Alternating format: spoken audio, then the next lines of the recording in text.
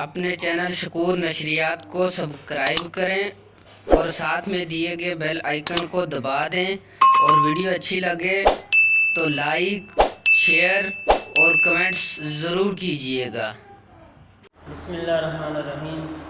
قال النبی صلی اللہ علیہ وسلم لا تأذنوا لمن لم یبدأ بالسلام۔ اللہ کے نبی صلی اللہ علیہ وسلم نے فرمایا، اس آدمی کو تم اجازت نہ دو جو سلام سے ابتدا نہ کرے۔ اس حدیث کے اندر یہ ادب بیان کیا گیا ہے کہ جب کو بھی آدمی کسی مجلس میں جائے، کسی کے گھر جائے، کسی محفل میں، کسی دفتر میں جائے تو اس کو سب سے پہلے سلام کرنا چاہیے۔ اللہ کے نبی فرماتے ہیں جو سلام کے بغیر تمہارے کمرے یا محفل میں آئے تو اس کو وہاں داخل ہونے کی اجازت نہ دو، بلکہ اس کو واپس کر دو کہ واپس جا اور سلام کر کے آ۔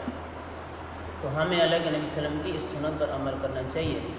آج مسلمان اللہ کے نبی صلی اللہ علیہ وسلم کی سنتوں کو چھوڑ بیٹھے ہیں، جن میں سے یہ سنت بھی متروک ہو چکی ہے۔ ہم محفلوں میں جاتے ہیں یا کمروں اور دفتروں میں جاتے ہیں تو وہاں اور الفاظ استعمال کرتے ہیں لیکن السلام علیکم نہیں کہتے، اور اس بات کو کوئی برا بھی محسوس نہیں کرتا، حالانکہ یہ کتنی عام سنت ہے۔